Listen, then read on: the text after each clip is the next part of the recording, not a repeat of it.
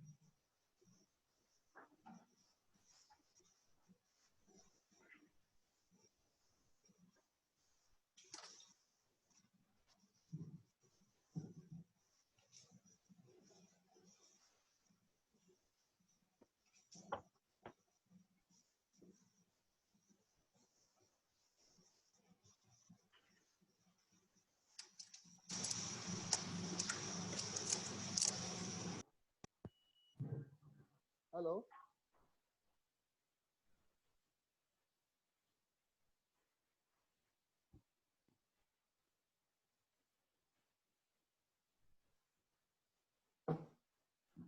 Gupta sir hello. Hello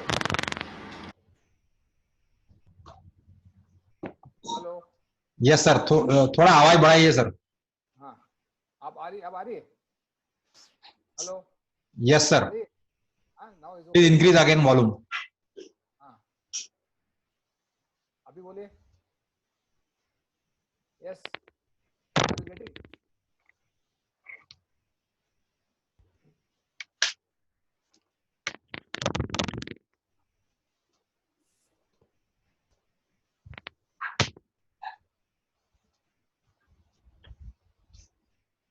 hello. Hello, आवाज आ रही है आपको? हाँ आ रही है सर, थोड़ी सी बढ़ाइए अब। और बढ़ाऊँ? अच्छा, ये फुल हो गई अभी। Yes sir, now it is clear. हाँ।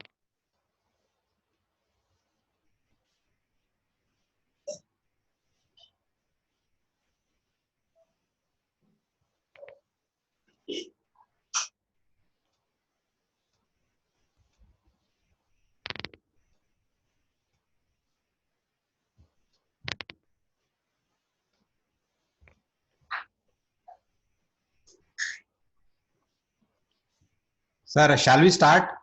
Yes, we should. So welcome dear participants to this today's next session. So today we have us Dr. ML Gupta sir from VNIT Nagpur.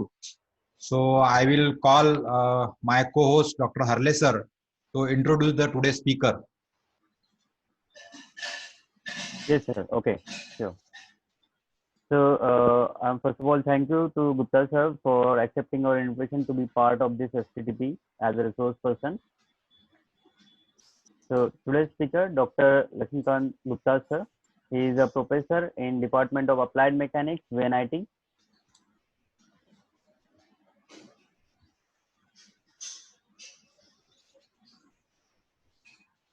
He has published around 148 research papers in different international journals as well as national journal, international conferences as well as national conferences.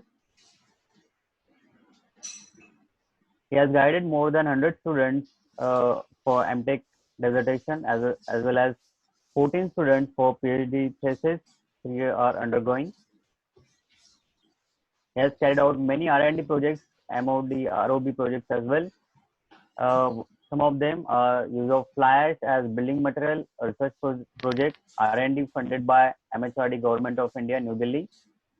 Then modernization of structural laboratory scheme was sanctioned by MHRD Government of India. Then preparation of the draft code of practice for prestressed steel bridges for Indian Road Congress. Then some of the membership in societies He is a life member of Institution of Engineers, life member of Indian Concrete Institute, life member of Association of Civil Consulting Engineers, Indian Water Works Association, Indian Society for Wind Engineering, Indian Association for Structural Engineer as well.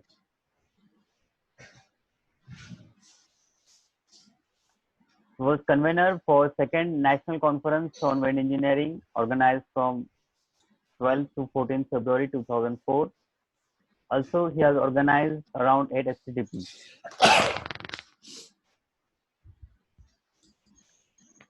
He was also an examiner for PhD as well as MTech for Amravati University, Nagpur University, Pune University, Shivaji University, IIT Madras, IIT Bombay, as well as MNIT, MANIT Bhopal. Corresponding member of Steel Bridge Committee of Indian Road Congress from 1995 to 1998. Is also West Zone Coordinator as well as expert member for the Best Innovative Structural Steel Design Project Award for students of civil engineering of Institute for Steel Development and Growth, Kolkata. He was also expert member in Board of Studies of Applied Mechanics for SVNIT, Surat. He was also expert member of NBA accreditation program in various polytechnics as well as engineering colleges. He has carried out many consultancy projects. Out of them, I enlisted some of them: design of logistic and other buildings for Air Force Center, Ozar, design of admin building and translation interpretation for Hindi University, Varda, scrutiny of design and drawing of 330-meter long bridge,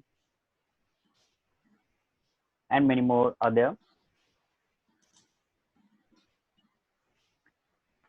He got Best Teacher Award by Principal VRC Nagpur in 1995 for meritorious services in the institute. Also, Appreciation Award by PWD Chief Engineer Amravati for retrofitting as well as widening of bridge on Achalpur district. So, I welcome you, Dr. Gupta sir, Professor, Department of Applied Mechanics, NIT Nagpur, and thanks for accepting our invitation as a today's speaker. Now, I would like to request sir to please start the session. Yeah, thank you very much.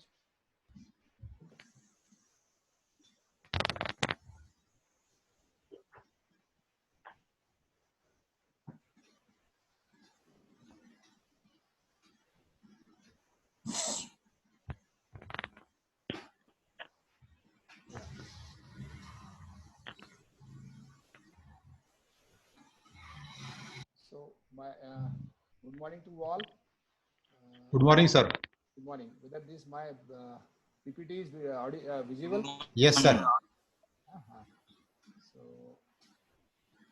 I think the people are still joining. There are only. Yes, sir. You can start. They will just because the last session was ended little bit late. So all they will come within 5 minutes. Okay. Now, a very good course you organized here. Thank you for inviting me. Thank you, sir. And very important thing that a importance has been given this time to the steel structures. So far as if you see, look into the earthquake design, there is no slot available on steel design, and therefore I am very happy that at least you have added here this subject. This subject is very vast, and it needs some prerequisites. So Yes, sir. Prerequisites is that of course prerequisite the basic steel design, then knowledge of plastic theory, then knowledge of the dynamics. So I understand that so many people have taught the dynamics also 1893 and then relevant clauses of the seismic code. So that part I am not going to cover, but I'll start something with the basic of steel, because if you look into the hours allotted in a course, 2 hours for steel and remaining 28 hours for the concrete. So therefore, I thought that since it has been started first time that EID of steel design, so I have Sir, there are some additional slots also. If you require, then we can have that one, sir.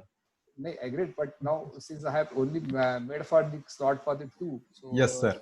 That is this time. But Okay. we can have more interactions thereafter. Yes, sir. There's no point. Now the first point we'll start with the how the steel is been made. You can see the flow diagram of making the steel in a steel plant, and under all passing through blast furnace, then iron casting, then all process, and then finally through the machine, that is the where in the dies, where the product is come out in the form of the heavy sections, and that is called the billet or ingot, or the pig iron, or plate and slab. Now this product is being then converted. This product has been converted into the forms and shapes. So that is this is the first thing we should know, that we are talking only on the hot rolled sections. We are not going in the area of the cold rolled sections. Okay. Now, why this steel is considered to be as a perfect material? It has its own native property. It's very good strength, good ductility, capable of standing the substantial elastic deformation without loss of strength, good performance during many earthquakes, and very important, you can have very good aesthetic without cosmetic. The steel structure doesn't need any cosmetic. If a well designed steel structure looks very beautiful. Now, whereas there are various types of steel. That is, one is structure steel, then high strength structure steel, then weathering steel, then stainless steel, and fire resistant steel. Now here, there are earlier 3 codes: IS 226, IS 2062, 1977, 8500, with dealing with the various types of steel. All this code has been merged together to a single code that is known as IS 2062. So what we are dealing with the material, which should be conforming to IS 2062. Now, this is the constant physical property to be utilized while doing the analysis or design or the other estimation purpose. This is the unit mass, model of elasticity, Poisson's ratio, model of rigidity, and coefficient of thermal expansion been classifiedly given in our IS 800 2007. Please do not take the values other than this. Now, these are the various forms and shapes. The various forms and shapes which is being drawn based on the basic steel which has been drawn in the from the furnace. So we get I section, then L section, C section, hollow sections, T sections, flat section. Now we are also coming with the parallel flange beam. Then we can go from these basic sections, the built-up sections, with using the group of individuals to make a built-up forms. Now, very important point here, people are using built-up forms, but had they confirmed whether they are acting as a built-up? So what happens in built-up? If you see 2 channels, the channel centroid and individual centroid, and now the centroid of the group is changed. When it will going to change? When this built-up property has been achieved. How they will be achieved? They will be achieved only by connecting these two members. So if these members are not properly designed or not properly connected, they will never act as a built-up section. They will always act as an individual. So full care has to be taken while using the built-up sections, that your connecting members, maybe in the form of the battens or the lacings or combination of batten and lacings, or any other form which you would like to use, should transfer the property of the each individual section to make as a built-up section. Now, this is typical behavior of the mild steel, which we normally teach in second year, strength of material, or we can say also in engine mechanics nowadays. So here you can see the we apply here the Hooke's law, that stress is proportional to strain under certain specified limit, and that limit is called as elastic limit. And after that, the elastic limit, the material property changes. If you see that up to the end point, the strain is very small, very small. We cannot see when while doing the testing in the lab, where the stress is very high. Thereby, I can say that here now the stress can be defined as resistance offered by the material against deformation. Now people give the definition of stress as load upon area, force upon area. No, resistance offered by the material against deformation is known as strength. You can see that the material very strong. That's why, which is the native property is that it has a very strong strength with no strain till yielding. Now, after yielding, what it means by yielding? Yielding means flowing of material, and when the material loses its ductility, it loses and the material becomes soft and the flowing of material part. So that's why yielding is called as flowing of material. And you can find that the material starts flowing, then stress doesn't increase much, but the strain goes on increasing, and that strain absorb in this material. That's why this zone is called as strain hardening zone. Then it goes to ultimate, a maximum, when the making phenomenon starts. That is the cup and cone failure, and after making the material fails. You can see that the strain at failure or strain at ultimate is very high. It is very high. The strain is very, very high, and you can see that that shows that how ductile material good it is, the structure steel.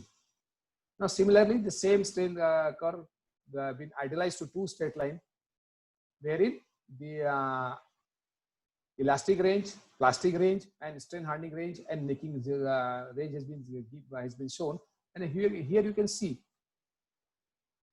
the ratio of ultimate upon yield has to be high. If this is high, then it shows good ductility. That is what our requirement as per the ERD concern. Right? Now, this strain again idealized to two straight line, and the strain hardening modulus in strain hardening zone is 2.5% of modulus elasticity of E. So that is 2.0 10 to the power 5. Now, if this 2.5% becomes 5,000 Newton per mm square. So therefore, that shows that there is a loss of ductility. Now, these are the basic property as per 2062. Whenever you use the material, it should have this chemical composition. The chemical composition has to be within these limits. It should have a carbon percentage, magnesium, sulfur, phosphorus, silicon, and it should be below this. If this property doesn't achieve, it affects on two things. One is the ductility property, another is the weldability property. Because the welding material, welding rod, they have been designed based on this percentage of the chemicals.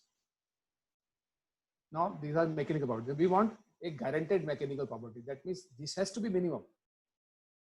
This has to be minimum. That means the maximum tensile strength for the E250 steel is maximum tensile stress for E250 steel is 410 MPa, whereas for the yield stress is ranging depending upon the thickness, 20 mm, 20 to 40 mm, greater than 40 mm, and percentage elongation.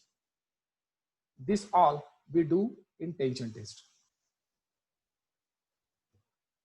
Now, these are the comparison of the ASTM material and our material which as per the IS 2062. Because sometimes we have to find out the equivalency. So, you can the A572 grade 42 is almost equivalent to E250. Okay.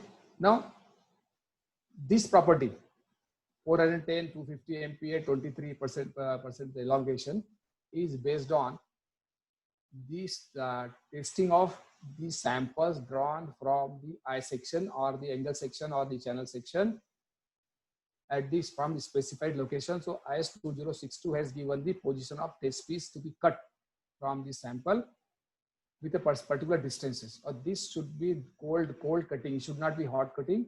And this cold cutting sample to be tested as per the IS 1608 in our testing machine. And this testing machine can be of two types. We will discuss in future. Now, this is what you can say that this is the sample prepared. This is the graph we get, and this is the way we should prepare the sample. And the necking phenomena and fractures. So this is what we get a true engineering curve, true and engineering stress and curve. There is a difference in the true and engineering curve that everybody knows. I will not go in details on that. Now, we need beyond this. Whatever I just told you, that is the basic part. Now we need beyond this. What are these? Since we are using a steel, it may have the various effects during its lifetime. That effect is one is the temperature effect. Now, this all testing at ambient temperature. Okay, but there will be effect on temperature. So what they say that varies considerably at very high and very low temperature. The yield stress, ultimate stress, and model of viscosity drops. So what will happen if this drops? There is a loss of strength. Means strength criteria has to be checked. Serviceability criteria will change. If the E is drop, deflection will increase. Okay, these two drops, strength will decrease. But in the meantime, maximum elongation at failure monotonically increases, which has been did by the testing at various samples, which shows the graph that there is effect of temperature. So what conclusion we can say that we should do also the temperature analysis along with this the routine analysis. We should also go for temperature analysis. Then effect of temperature on ductility does not have adverse effect on yield strength below the room temperature. Yes. But lower temperature has substantial effect on ductility. Behavior changes from ductile to brittle and ductile to brittle transition temperature. So this is a back and forth phenomena. So above behaviors to be checked by the Charpy Vinod test. So that is an additional test to be done whenever there is a effect. Let us say if you are doing a building in Himachal Pradesh, or we can say, I can say that, let us say in Pune also. Pune, there is a variation in temperature, night temperature and day temperature. There is a lot of variation in Pune, you can see that. So therefore, we should go for the Charpy test, and that helps to know the behavior of the ductility. Now, important point. Now, effect of strain rate. Strain rate that affects on the tensile strength, yield stress. The tensile yield strength increases at higher strain rate, which is crucial for blast resistant and little significant for earthquake engineering design application. But the strain rate, I tell you, the strain rate changes the basic property of the material. If you change the strain rate, you may get a result maybe in plus minus range. So therefore, we have two types of testing. One is the stress control, one is strain control. So therefore, in that test, strain control and stress control, you have to define the phenomena. So therefore, effect of strain rate has to be seen. So there are some good papers on this strain rate that we should define the strain rate, and then based on that, we should do a testing. Then special note, probably yielding yield strength margin between the actual average yield strength and special yield strength increases over the year for some structure steel, even though the steel special itself remain unchanged. So there are effects on strain rate. So I'm just giving the outlines. Yes, we should have these small studies also. Then another phenomenon is strain aging. See one thing now, during this COVID period, all players are worried. Yeah. Why they are worried? They are going on strain aging. Yeah. They don't have the time to go to practice. Yes, sir. So same phenomena here also. Same phenomena. When the steel is unloaded after being loaded to strain hardening range and left over unstressed for a certain time, its molecular structure changes. And upon reloading, the yield and tensile strain increases, ductility and fracture toughness decreases. Okay. So therefore, for our earth design, this is not a correct signal for us.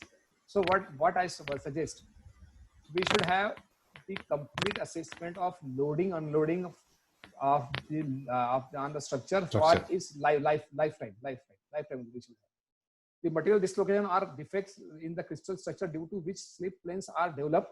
Strain aging occurs because nitrogen and carbon atoms migrate to those dislocations. So therefore, this is directly related to the chemical property as well as the physical property both. Now I have here written the contents from the book. People at the last, I have one slide. People should read this all contents from this. The references are taken from the book, which is very useful. Then effect of corrosion. The stress corrosion transforms ductile steel into brittle material without substantial visible evidence. The stress corrosion cracking can develop unexpectedly. Material under tensile condition is exposed to specific chemical acceleration at higher temperature. Then corrosion fatigue develop in the uniform corroded material. Cracks are visible, reduce fatigue life of the structure. So there are certain materials which is in the this stress corrosion is very dangerous, very dangerous. It happens automatically in the structures. Then effect of corrosion and ductility of corroded material increases stress level for a given load. Longer stress range under fatigue type of cyclic loading. Monotonic structure ductility of steel is not detrimental effect by the corrosion. Okay, so these are all. I had the first part. I talk about the material. Now what we are so far we are thinking about material. We think only 1, 2, 3 things. That is, one is the yield stress, ultimate stress, the percentage elongation. What normally we do. So we have to think beyond this. So that's why the first basic part, which is a input required for our further study, is the material property. We should have the correct material property with all variations, with all variation of the ductility, then the temperature, then the corrosion, everything which at what atmosphere. Means if it is a corroded atmosphere, we are using the add the corrosion allowance. Now, a method so far from my childhood, you can say, or even from my father or my gurus, which they are all using. There is not the working stress design, and so far in up to the prior to 2007, we are using the working stress design method, or the ASD, that is called as allowable stress design method, and we are doing the total analysis and design based on this particular. So what is that ASD? What is that? Stresses caused by the characteristic load must be less than the allowable stress, which is nothing but the fraction of yield stress. So what we consider that we never go beyond yielding. Okay, we assume that there is a working load acting on it, and the stress level is below the much the yield level. So we have a lot of factor of safety. The allowable stress may be defined as in terms of factor of safety, which is nothing but a margin of overload and other unknown factors which could be tolerated structures. Therefore, allowable stress is equal to yield stress upon factor of safety. So this fundamental has gone now in coming limit state design or the plastic theory. We work on based on a fixed level of stress. That is the yield stress, and we allow load factors. By plastic theory of 84 code, we allow load factor. In 2007 code, now we allow partial safety factor. In 84 code of plastic theory, we doesn't allow partial safety factor of material, because we have a very fixed domain, plastic theory, very fixed domain, that we cannot move here and there. If this is the property, section property, then we can allow the plastic theory. But in limit state, we open it, everything. It is allowed for all types of section, for everybody. So therefore, partial safety factor for load and partial for both has been included in the limit state method. So what are the limitations now of the allowed stress? Material non-limiting, non-linear behavior of the post-buckle state, that we are not talking anything. We are only below the yield point. No allowance for distribution of load and structurally independent structures. So what are the things now we are considering the limit state design? So what is the objective of design now? So I have now come up to the general design requirement as per the IS 800 2007.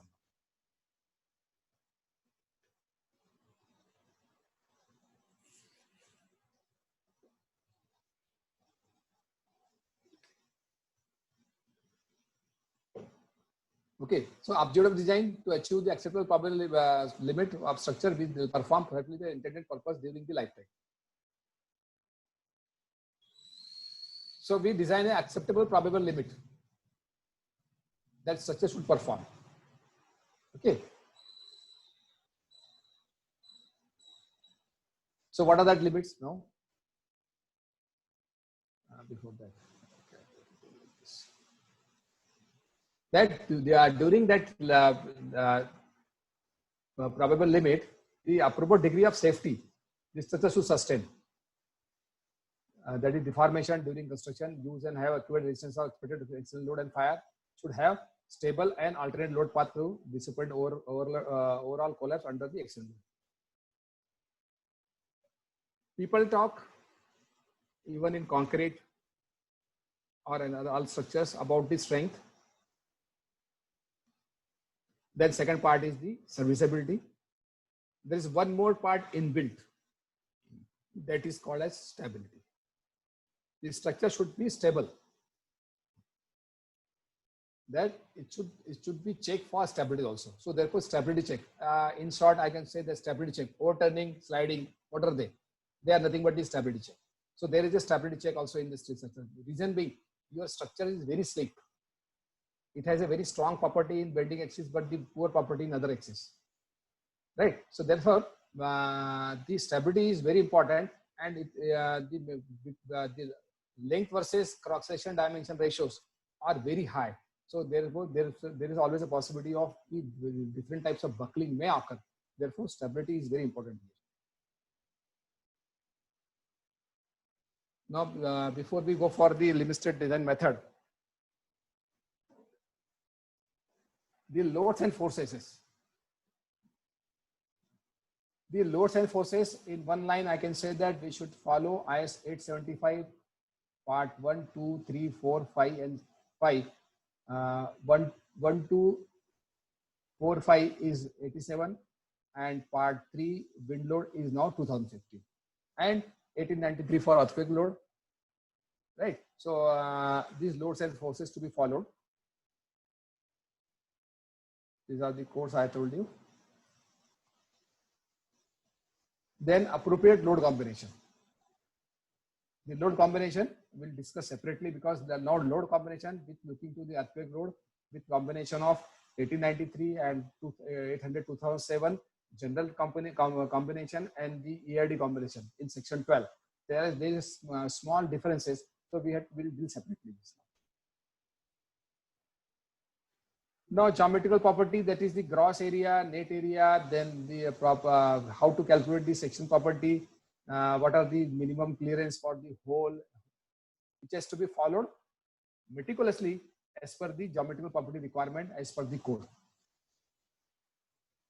Then coming to the inbuilt part, another inbuilt part is the plastic analysis. So now we are after the yielding.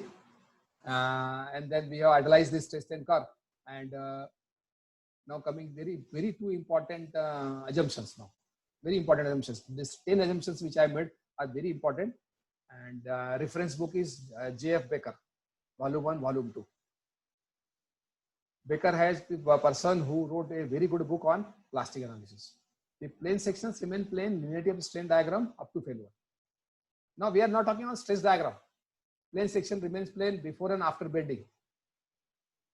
But we have assumption. Now plane sections remain plane, linearity of strain diagram. Now we are talking on strain.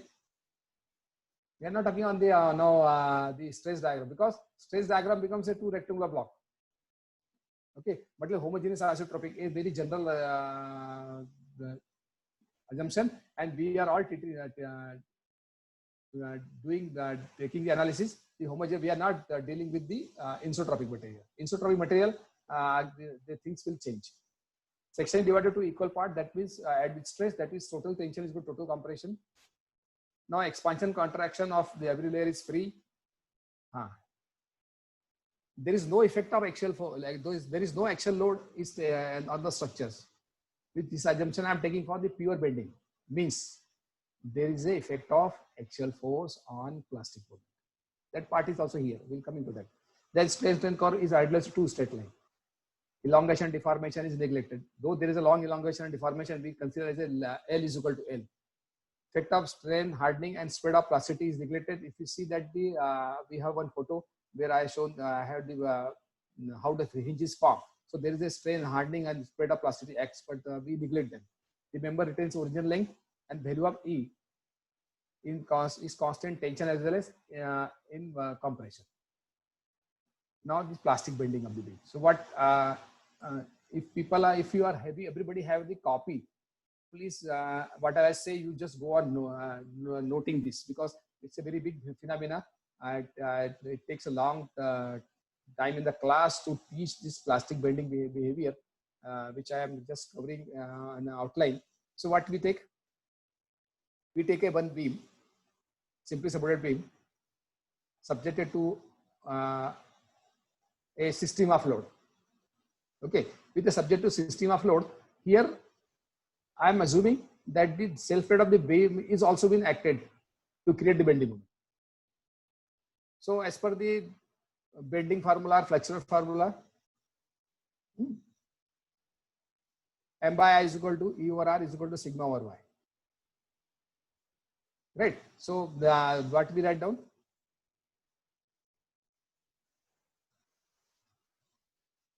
That straight, there is a working strain which is much less than the yield strain, and M is equal to sigma into Z. M is equal to sigma into Z, and correspondingly, the two parts of our equation, M by I is equal to E over R, and M by I is equal to sigma over Y. So one part give M is equal to sigma into Z, that is the strain part, and another part that gives the relation. What relation? Moment curvature relation, because that beams bend, it sag. So that is moment curvature. So that also, that M by I is equal to E over R, M over EI is equal to 1 by R. Okay, so what is 1 by R? Nothing but the curvature of the beam, and it beams go on deflected. So that deflected shape of the beam is nothing called as elastic curve. What is the equation of elastic? EI d square y by ds square is equal to M. That is the equation of elastic curve. Okay, so these are our basic equations, and you can get you will get here the stress diagram as two triangles, zero at neutral axis, maximum at top, which is under the elastic limit.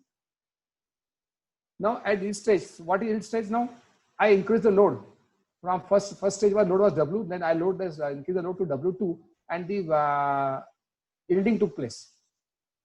Parallelly here, if I draw the stress strain diagram, means you reach to the yield point. So what happens here now? You can see the stresses on top fiber becomes Fy. The stress on top fiber becomes Fy. So moment becomes My. So moment becomes My. Okay. So this moment becomes My, and then My upon Ei is equal to 1 by R. So the this now 1 by R. This 1 by R is greater than the previous 1 by R. Okay. Now here up to this stage, the stress on top fiber of this is sigma y, sorry Fy, and this also Fy. Now again I increase load to W3. So first yielding will take on the top part of the flange, because what happens, the top fibers is reached to the Fy. So the fiber next to the top fiber, that goes on yielding. So here what will happen? The movement will be, there are two parts. One movement that will be because of the plastic, another movement due to the elastic part. So there will be a combination of this. This means the triangular part will be elastic, a rectangular part becomes the plastic. And the curvature relationship will be only for the triangular part, which is not for the rectangular part. Okay. Now this phenomena of stress distribution and curvature is only possible when this thickness of flange and the width of flange is within particular specified limit. You take any width and any small thickness, this phenomena will not work. The member itself will be, it will buckle. Okay, so that is that local buckling will occur. Right now, it is propagated inside. Some part of the flange and part of the web also get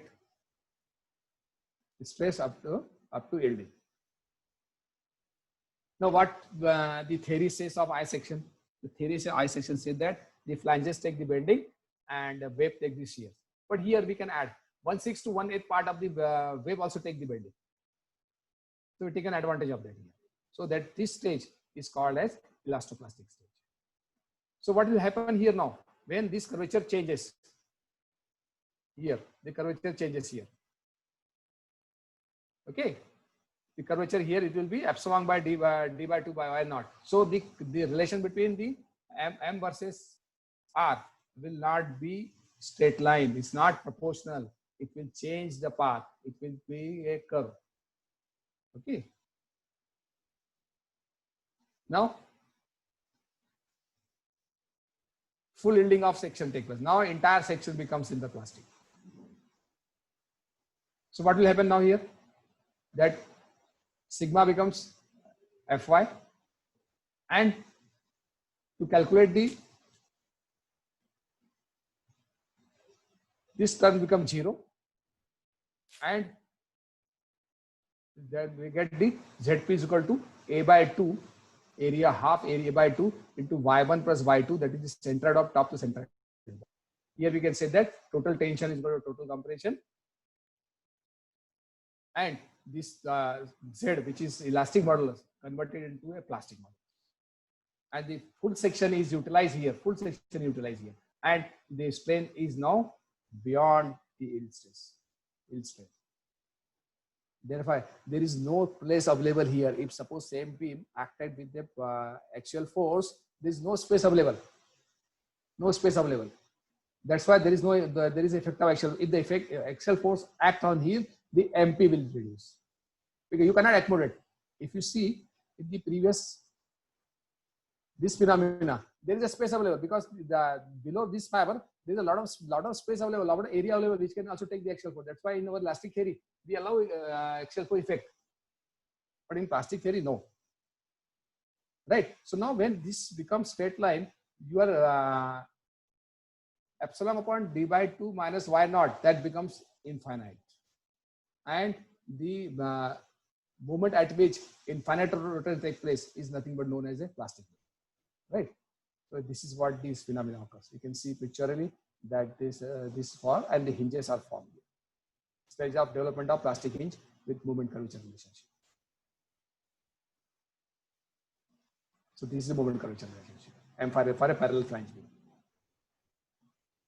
So this is the basis of classification of the cross section into 4 classifications, which will now next after this, and where we said that a moment curvature relationship, good moment curvature relationship has been occur, and this is what this classification. The section having the good relationship to high rotations is known as a plastic section, compact section, semi-compact section, and cylinder section, wherein the rotation has to be between the limits as mentioned on the slide. This phenomena also helps in classifying the cross-section ductility. So classification, if you doesn't know, you cannot use in classification in the cross-section ductility. So basic classification. What is the plastic analysis used? Member shall be capable of forming the plastic hinge with sufficient rotation capacity, that is called ductility, without buckling to enable the restriction of bending moment required for formation of the mechanisms. So these are the plastic section with high rotation capacity, semi-compact section, compact section, then semi-compact section, then cylinder section. Okay, then these are some small definitions. Plastic movement, a movement when it applied when both sections go into plastic stage, and can be defined as movement resisting capacity of the full yielding of section. When section totally healed, it is called full yielding. Then shape factor, ratio of full plastic movement to the yield sections. Then collapse load, a constant load with definite deformation connecting structure into unstable form. The settlement equilibrium condition is called collapse load. And the load factor, which is ratio of the collapse load versus working load. So factor of safety and load factor, there are two things. Factor of safety is related to stress, and load factor related to load. Now this is the moment curvature relationship for various sections. Means the safe factor is high, moment curvature relationship is very good. Now what is plastic hinge now? It is a zone of yielding due to fluctuation in the structure member at which infinite rotation can take place at constant plastic moment. So what happens now? When MP is equal to sigma y into Zp, these structures are rotating. Why starts rotating? Because your moment curvature relationship is constant. You can see that this figure. The moment curvature is infinite.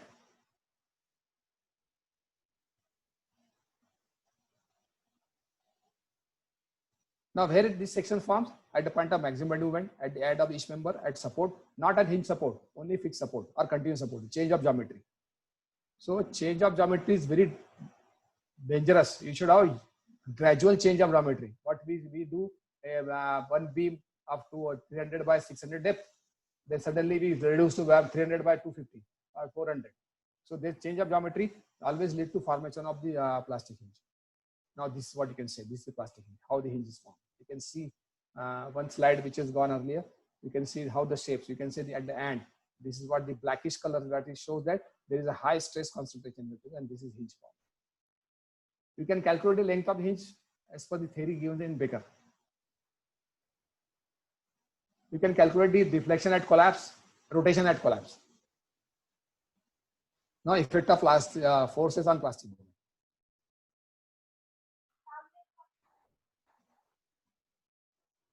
Okay, there is the effect of force on plastic movement. The plastic movement reduces. Hello, somebody is disturbing. So there is the effect of axial force on plastic movement. And therefore, a generic equation for a vector section that net moment is equal to mp times 1 minus n upon mp raised to whole square. Yeah, I'm getting some disturbance. Somebody mic is on. Please mute yourself. Dear participant, please mute yourself. Now, N is the actual force, NP is the plastic axial force. So SP6 of BIS, section 6 is complete deal with the plastic theory where you can have that N upon MP less than 0.15, the effect of axial force can be neglected. That if the 15% of the plastic capacity of the cross section is the axial force acting on the member, then you can neglect the effect of axial force. Similarly, there is the effect of shear force on plastic member. So section IS 800 2007, if there is any member subjected to high shear, the shear capacity to be the plastic capacity or the MD or the design capacity should be reduced in consultation with the effect of the shear force. So there are two things which is very much needed in our plastic analysis or limit stress analysis, that the effect of axial force and effect of shear force. Now here, if I go on this basic section again,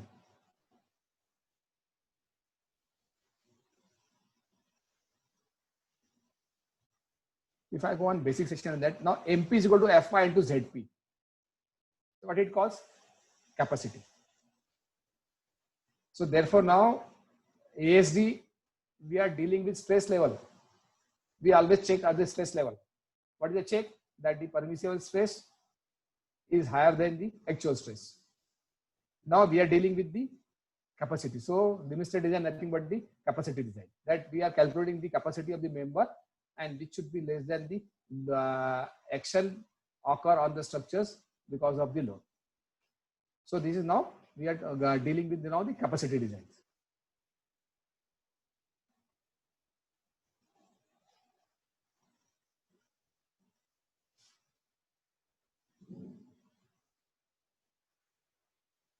Now, small things, the redundancy of the structures, for plastic theory, redundancies formula different than what we do in elastic theory for the beams and the frames, then mechanisms. These mechanisms are important for us. That what we are always interested that beam should fall, column should not fail. Beam will fail, column will not fail. When only? When the ratio of the moment plastic MP upon MP MPC upon MPB has to be particularly specified. Then sway mechanism. Then combined mechanism. So independent are the beam mechanism, sway mechanism. Combined mechanism is the dependent mechanism. It depends upon the beam mechanism and the sway mechanisms. right? So there is one more mechanism, joint mechanism. You'll find that joint has failed.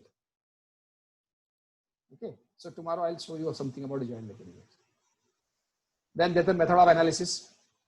There are so many methods of analysis, but few of them you are knowing. I have discussion only on one or two methods here. So one is the step-by-step method. So which is important now? Step-by-step method which helps to find out the load required for formation of each hinge. How much load is required for formation of one hinge. So it will give the successive collapse load which is occur going to structure for the complete collapse. Then load interaction.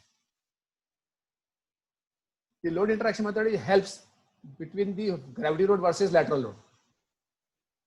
If you have the interaction between the gravity load and the horizontal load, so you can decide the configuration for a good lateral resistance design. So we can have the permissible region. We can draw vertical load versus horizontal load. You can draw the permissible regions with the ratio of W by P, and that will give you the region that we should have. Though section sizing in such a way that you can have a permissible region for the collapse. Then important things. Everybody talking about the pushover analysis, and a lot of people are doing on pushover with SAP and all of the software. So what is the fundamental? It is a step-by-step method of plastic analysis. That's why I included plastic analysis, because unless until you don't know plastic analysis, this step-by-step method, then you can't able to understand the this pushover method. Is a constant relative magnitude of lateral load is applied. Increase until target displacement is reached. Increase up to target displacement reached. Then gravity load is kept constant. W is kept constant. That means P or H is increasing. Stretch is pushed sideways to determine the ultimate lateral load resistance sequence of yielding event. That is plastic hinge formation. Push analysis is highly dependent on lateral load distribution. Adopted, consider multiple lateral load distribution pattern. Types: monotonic pushover analysis or cyclic push analysis. So this is another big chapter. But I just told you what is the prerequisite for pushover analysis. Prerequisite the step-by-step method. Okay. Now section classification, which I talked: plastic, compact, semi-compact, and cylinder, along with the cylindrical ratio.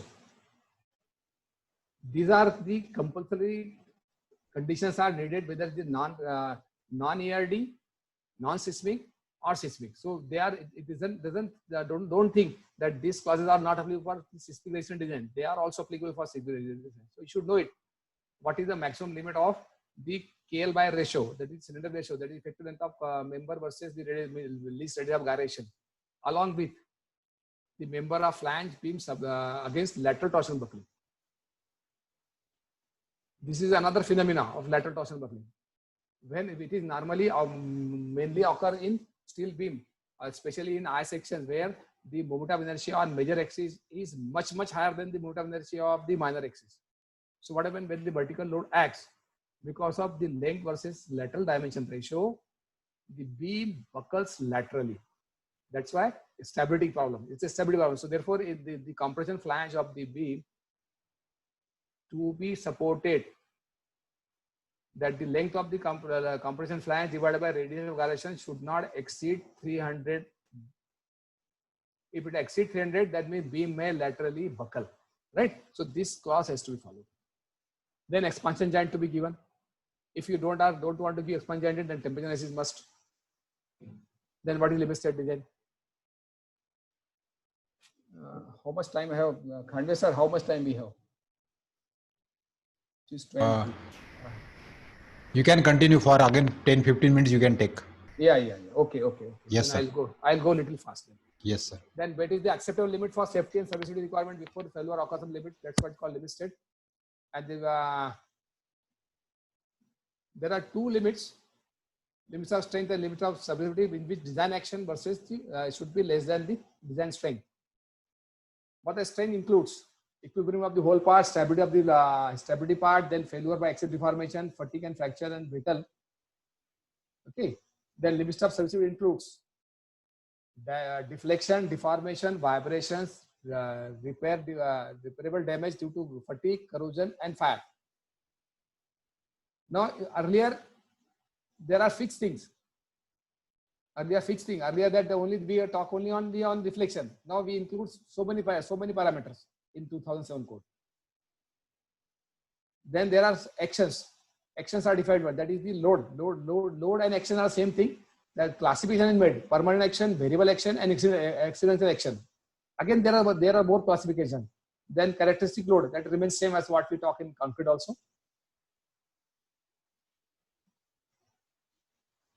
Okay. Then design action is been multiplied by the partial safety factor for different types of load based on deviation in the deviation on the value of the load, because sometimes there is some unfavorable deviation, some inaccurate assessment, some uncertainty of the load.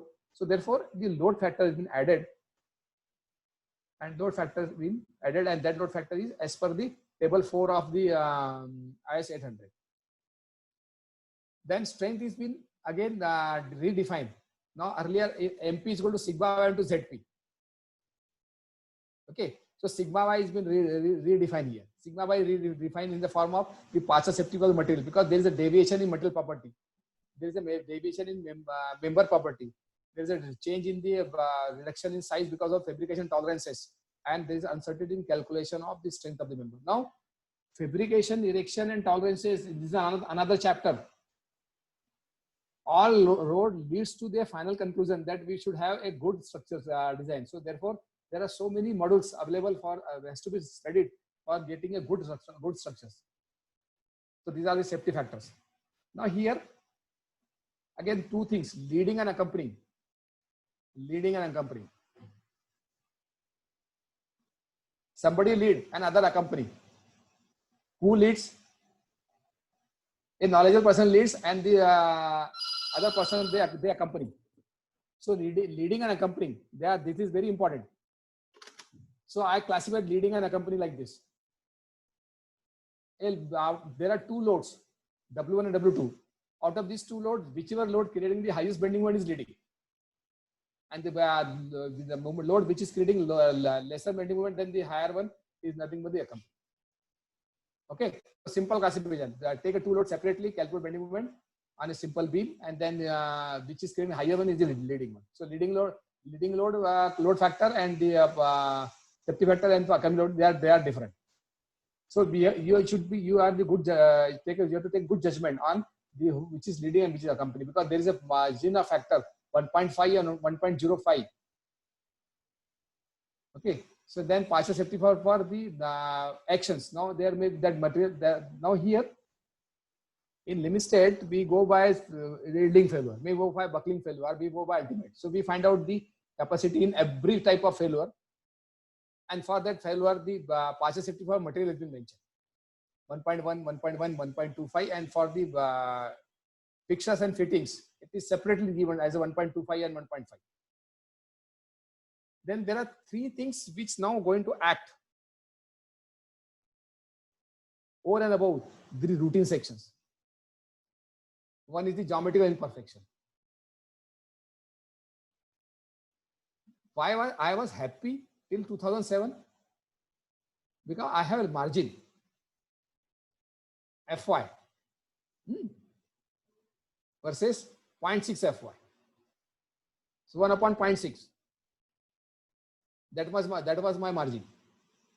So everything that covers perfection, imperfection, tolerances, everything. So I'm not worried because I have a lot of margin. That's why you can see that there is a 33% increase of stress is allowed in the working stress theory. Now it is not been there.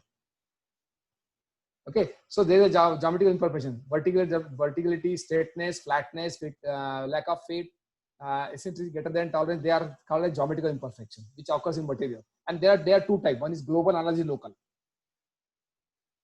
Global in the system, local in the members. Okay.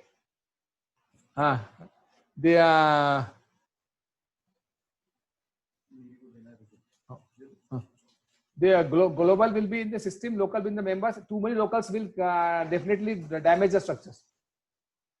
Okay. So this is what is out. Then out of straightness doesn't remain straight. So 1 in 1000 is called as out of straightness. Then third is the residual stress. Now, in short, this is I'll tell you. During rolling, the first slide, which I say that this hot rolled, and from again that section again it is hot rolled. These sections have been drawn. So during thermal cooling, the part which are free, let us say this edge, they are free. They cool first, and which is log. This is a giant cool left. So there is a differential cooling, and that differential cooling creates the residual stress, which is a space which is locked inside the member. That's the reason this section, when you go for tension test, to be cut from this coupon. From when you cut this section from this piece, it is free from residual stress. That is the reason. If there are some students listening my lecture today, if there is some question in UPSC examination, you can why the sections are remained to be cut from the section. You can say that we need stress-free sample to get the correct property. That is the reason we cut the sections. Okay, this is stress distribution inside the body of the member of the because of the residual stresses. Now these are the method. One of the student, Jyoti Bhalave, she did the PhD under me and did the study, and there she want to study the residual stresses. So this is the method she used. That is the destructive method she used for doing the residual stress measurement. So this is a simple gauge she used. One angle section is given. It has been cut into different parts by the wire cut, so that the texture will not change, and we measure the elongation, or that is shortening. They measure the shortening, and the residual stress she calculated. The range of residual stress is very high, 30% to 60%. Then deflection should not have fear in the mind of the user. And deflection to be calculated based on working stress theory. That is the load factor has to be 1 and elastic theory to be applied. These are the tables where the have been mentioned here for the deflection limits. Okay, then vibration limits to be measured if the structure subject to vibration loading. Then durability is also important, because now we are allowing all types of sections. Then method analysis. So all method analysis are allowed: plastic, elastic, advanced, and dynamic. Here, non-sway and sway frame both to be considered, and appropriately their story drift to be calculated as per the code, which is mentioned as delta is greater or less than HS upon 2000, which is to be considered. Then forms of constructions are important: rigid construction, semi-rigid construction, and simple construction. Means simply supported beams, fixed beams, and semi-rigid means partially fixed. Okay, then design of connections we need. Then there is a one clause given for notional horizontal load. Notional horizontal load should be taken for the practical imperfection at every level, and should be equal to 0.5% of the vertical load plus vertical imposed load applied at that level. Should not be coupled with any other lateral load, wind, and earthquake. So whenever you do wind analysis or earthquake analysis, do not add this national load. When you do only gravity analysis, then and then only you take the notional horizontal load. Okay. Conditions are mentioned: where to apply, where not to apply, and these are all references which I used for the result presentation. So my background theory is ready for tomorrow's presentation, that we should have a good knowledge of both the things, that is the load versus load code, that is 875. Then we should have good knowledge of IS 800 also, plastic theory and button theory. Right. So thank you very much for patience hearing. Here I close, because I think the time is over. Yes, it is 12:12. So thank you very much. Tomorrow we'll see again. Yes, sir. One more thing, Khandwe sir. One more thing. Yeah. I have just told you the outlines. Yes, sir. Yes, sir. For today's presentation, if I go detail wise, I need at least some 2 days. Yeah. 2 days, because here I not cover any modules. That is the tension member, compression member, B. Yes. Column. So this is another area.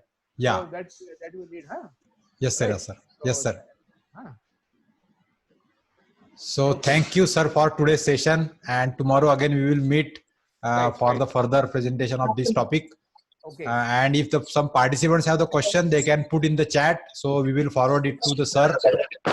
And in further communication, we will see that it will be get answered. Okay. I want to know, there are how many teachers and how many students? Sir, all are faculties, sir. We have All are only faculty. selected the faculties of colleges. Okay. And Yeah. one more thing, how many of they have covered the steel design in their curriculum, in their institute? How many of they know about the steel design? So that I will observe the data, because we have taken the Google form information from all the participants. Yeah. So that I will communicate you. Yeah. No, because I understand, I know that this subject not been covered at many places. Yes, sir. In many of the HTTPs only we are talking about the concrete. Concrete, but not in STTPs. I am not talking about Yes. STTPs. Yeah. I say that not in curriculum and the institute, because the boys doesn't know about this steel design, because now Yes, it is a need. It's a need. Sir, now we are trying in our college. We are offering the elective as advanced steel design on this. But before advanced steel, you should go for basic steel design. Yes, that was also included in the syllabus, because in Amravati University this year the syllabus was revised. Right. So into that the steel part was also included as one of the subject. Okay. Chalo. Right. Thank you. So I am thank leaving, you, huh? sir. I am leaving. Huh? Okay, sir. Thank you. So dear participants, thank you again for being with us for this session. And today we will close this session, and after the break, we will again meet at 1 p.m. So thank you again. I will end the meeting today now.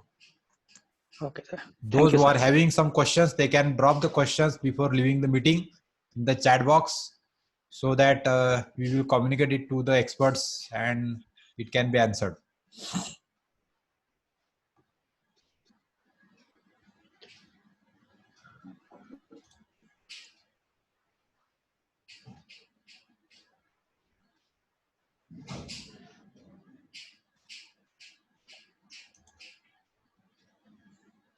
So if somebody is having questions, they can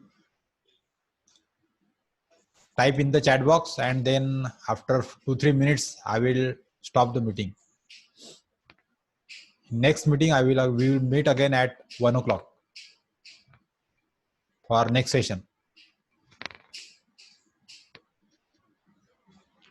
Okay, sir. Thank you, sir.